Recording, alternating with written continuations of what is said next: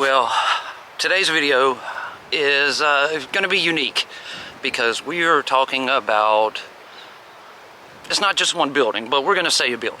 We're talking about a building which this, you see this absolutely creepy building here behind me. This is the Georgia State Mental Hospital in Milledgeville, Georgia.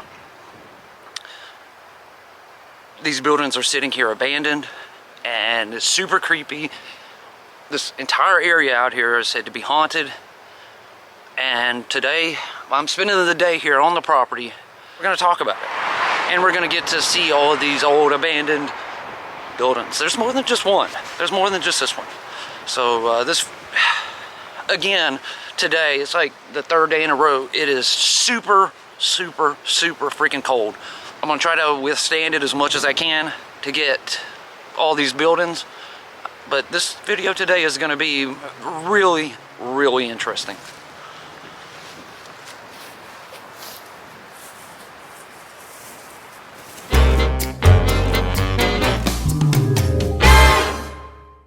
For starters, this building is just one of the buildings here on campus.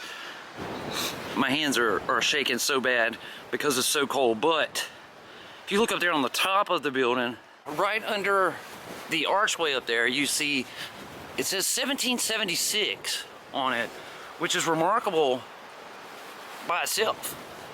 A lot of the windows are busted out. This building is just really freaky looking.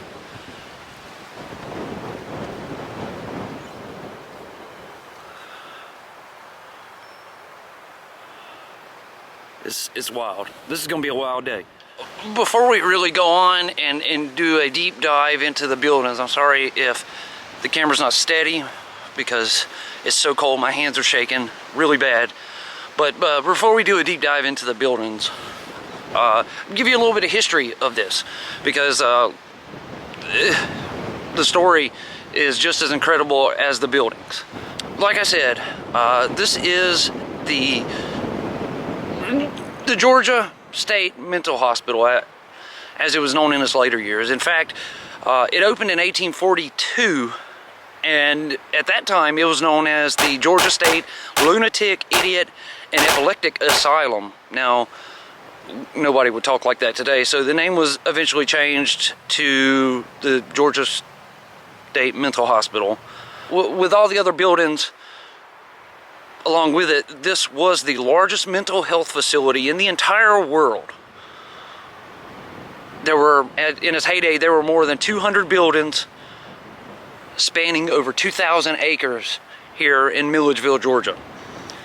By the 1960s, the population here at the Georgia State Mental Hospital swelled to over 12,000 patients, way over its maximum capacity. It was badly understaffed, and there was a doctor-patient ratio of 1 to 100. Obviously, you can expect under those kind of conditions, the quality of treatment that patients were receiving here declined rapidly. It didn't take long before the Georgia State Mental Hospital here became notorious for its mistreatment of those patients who were committed here. Rumors started popping up of children being confined to cages, adults that were having to live 24 hours a day, 7 days a week in straitjackets, forced shock therapy with electricity, and ice baths. It was horrific. In 1959, an expose was published on this hospital. It revealed that none of the 48 doctors who were on staff here, none of them were actually psychiatrists. They were just people this place had hired to, I mean, who knows why. But none of them were actually psychiatrists. It eventually came to a point where people in the area, like mothers, whose children were misbehaving, that this place became so notorious that the mothers would start saying things like, you know, if you keep on misbehaving, I'm going to send you over to the hospital. Throughout the 1960s, it began not accepting new patients. But it wasn't until 2010 that this place closed its doors for good. And now it's sat here for 11 years, just decaying. The buildings have all sat here abandoned. None of them have been torn down. They've just been sitting here abandoned and empty since 2010. They don't allow anyone to enter the buildings. There's a constant security presence here on the property. I think I was on the property for about 15 minutes and I saw at least 6 security guards.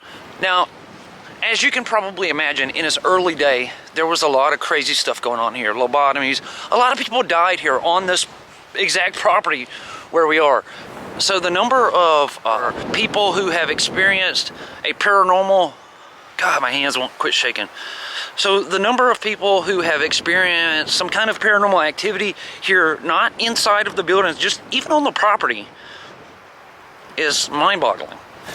You can look online and find many interactions that people have had here on site. Man, oh man, look at this building here. Now, the purpose of my video today is just to simply show you this property, how creepy these buildings are. You really do get this eerie feeling being here on this property. This place would be perfect for some kind of spooky movie. Now, this was apparently called the Walker Building. Says it was originally called the Male Convalescent Building. It was built in 1884. It served as an administration ward for white males. It was closed in 1974. There's a picture of the inside of the building there. The ceiling on the 3rd floor has fallen through. Oh yeah, you can see the sky through some of the windows up there. Just all the vines running up the side of the building there.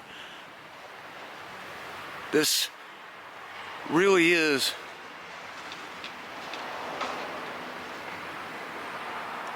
I hear noises coming from inside of it.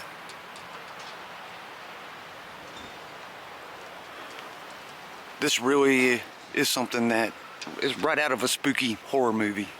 It really is. It's a good thing I'm not here at nighttime.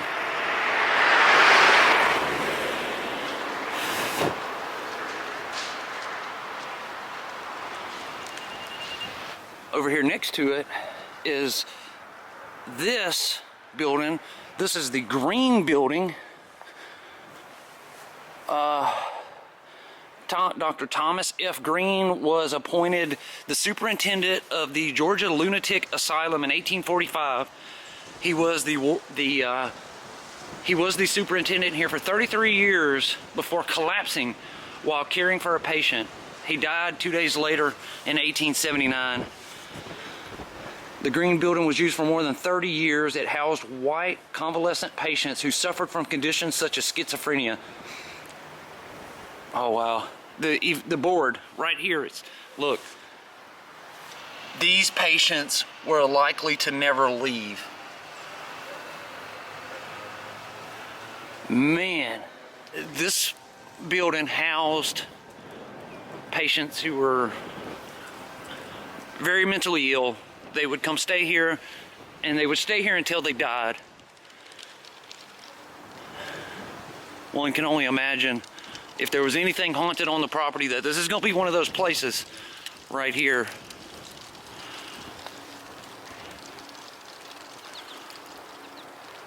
It doesn't quite look as eerie as, like, say, this building here, or that this one we started off with across the street there. It doesn't quite look as eerie as those buildings, but like inside of here is like a hallway that's fenced in, or maybe they would come out here just to get some fresh air or something. I don't know, but I'm like hearing some super creepy noises coming from that same building.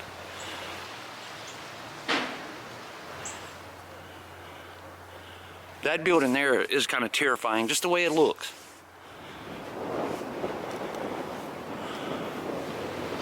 We're gonna come back to it, but look at that fenced in like rampway over there coming off the side of this giant white building. This says this is the Powell building. And that's one we're gonna come back to in a few minutes. Now, this is the building, God, the wind's blowing so hard right now. This is the building that I started off at. And to me, I chose this building for the intro because of how really, really creepy it looked. This one doesn't even have the placard up. It's been tore down or something, or taken down. Man, look at that. This was really not a nice place, okay? Underneath the ground, running in between here, or there's brick tunnels, and you can't get to them. They've got them all blocked off. But I don't know if it was in its infancy or later on in the years, when it was known to be corrupt and a really bad place. All the people that were here weren't always insane or mentally challenged, however you would say it. Like, if they had people who would drive around different areas and they found a homeless person or something like that, they would snatch them up off the street and kidnap them and then bring them back here to this mental hospital to do human testing on them. These stories have been talked about, and there have been survivors who have spoken up about it. There's just way too many accounts of this happening to shrug it off and be like, oh, these people are making it up for attention. There's just way too many stories that come out of this place for that to be the case. Like, this place was really, really bad.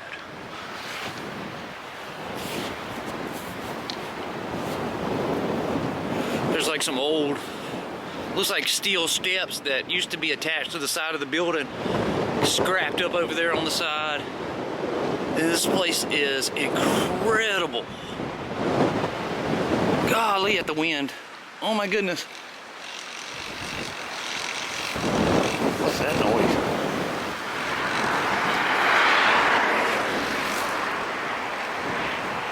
There's signs up everywhere that say no trespassing. The place is unsafe. I don't know what that noise is I'm hearing, but that's crazy. Man. You hear chainsaws going off, makes you think Jason Voorhees is coming after you out here. This would be the perfect setting for something, for a movie like that, for real.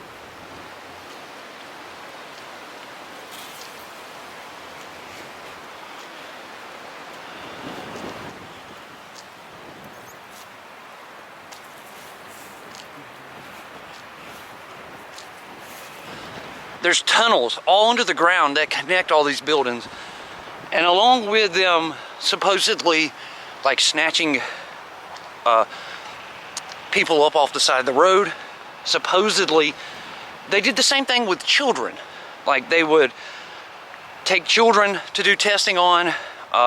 Twins was a favorite. They wanted to do testing on twins. I mean, this is some straight up Nazi stuff that went on here in these buildings. This place was not a good place at all.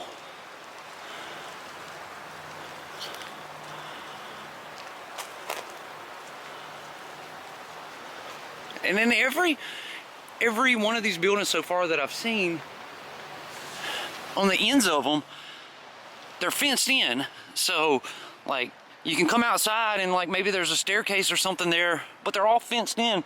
Like, you're locked up in there in, like, one giant cage, almost. Man, this building's really doing some creaking.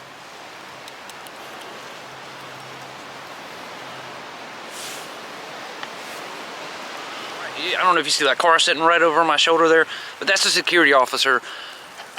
they are watching me. They're watching everything I'm doing, making sure I'm not going onto the property. But you just can't. They won't let you.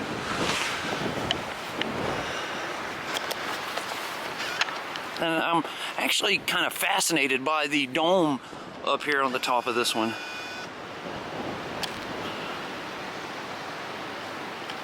It's kind of neat looking.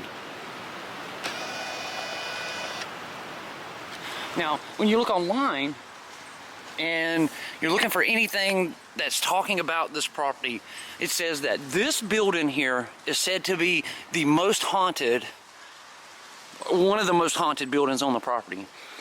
So according to this placard here, this was the Cornerstone Auditorium building. This building was for female convalescent patients. So whereas the males stayed across the way there, this was females. Now this also, it says, was designed to look just like that really creepy building over there that we saw first, but part of it was tore down and remodeled, which you can see the front porch on this one and the front porch on that one over there. They look exactly the same. This one has the 2 additional levels that one doesn't have. But man, and it did say that, you see this little square here in the front, this is what's left of the old female dormitory. This is new. This is a different building. This is the Georgia Military College building here behind it. This is all that's left. Now, I know we've already looked at this building, but I came back over because when we were looking at that building across the way there, it said that these were designed to be duplicates. So that one was for females, this one was for males. Now, this front is identical. It's just the little cube here on the front of it. That's identical to what we see left over there on the female side. But behind the female is been rebuilt as a Georgia Military School auditorium, where it used to look like this. How this building, what you see behind it, behind the cube here, it would have been the exact same on the opposite side of the road over there for the females. One of the centerpieces here on the property is the Powell building, which is this giant white building here in front of us. Over here to the right is a Milledgeville State Hospital placard in 1837, where the state's mentally ill could receive custodial care. But not only did it take care of mentally ill patients, but it was also administrative offices for the complex here. It says that this building was to be known as the most noteworthy building, the most noteworthy sanitarium in Georgia. And it also says that it was designed after the United States Capitol in Washington, D.C., which you can kind of see that. I see it. The 4 middle floors across the front here were all administrative. And then on the ends, on both sides, this one's covered up by trees, but on the ends were doctor's offices and stuff like that for the supposed psychiatrists here on site, which they found out later were not actually psychiatrists. There's a good look at the side of this building here with those fenced-in ramps. Man, I guess they treated this place like a prison. You really feel eerie walking around this campus. It's a strange feeling. It's hard to describe. It's really strange. Eerie is probably the best word that I could choose. I don't know how else to describe it. Oh, look here. I found, like, I don't know if they call it a yard. I know they do in like prisons and stuff. but this would be like their recreational area. It's all fenced in. They could come play basketball or whatever. Oh man, it's still standing. That's crazy. Here's the back side of this building.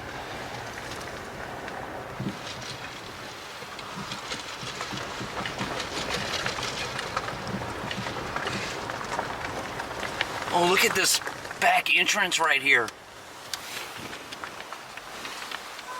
Look at that back entrance there. Oh, wow.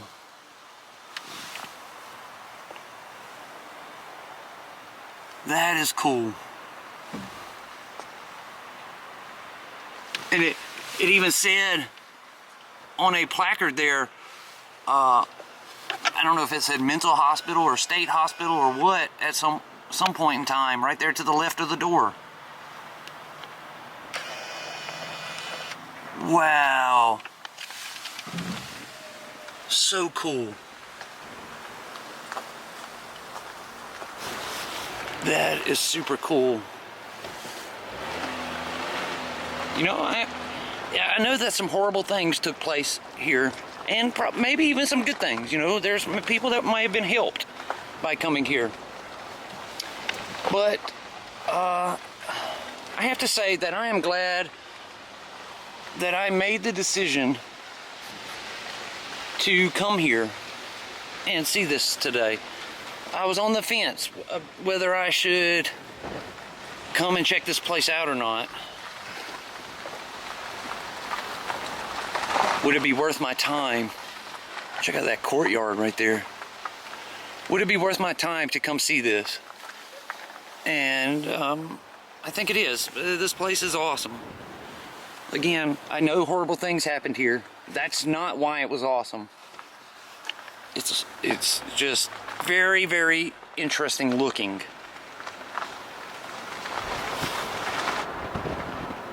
Oh my goodness. Look how cool that looks. This place had its own power plant.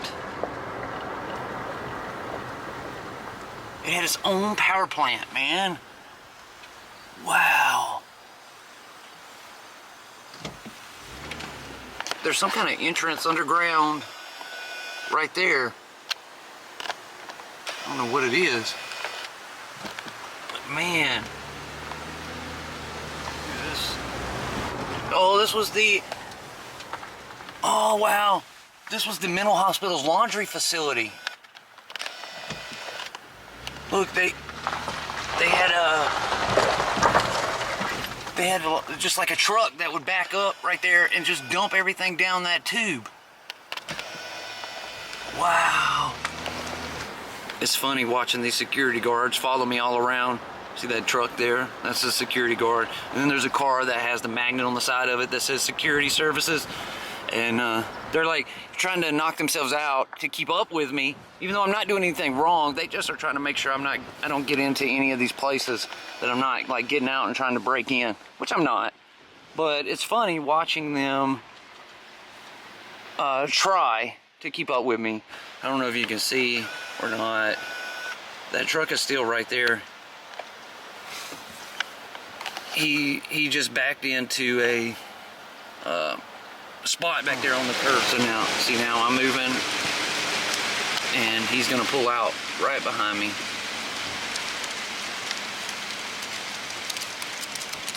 You see him back there pulling out behind me? I don't know why I find that entertaining, but I do.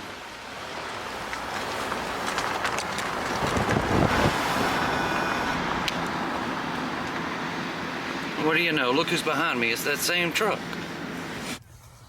Now, I know this might disappoint some of you, but this property is just entirely too big to show you all at one time. So what I've decided to do is break this video up into 2 parts. I show the insane asylum today. We have a couple of things going on, like mine and Amy's anniversary, Valentine's Day, and all that stuff. Once we get past that, I am going to come back here to this location. And I'm going to show you the rest of the property because there's a lot more. There's an abandoned prison here on site.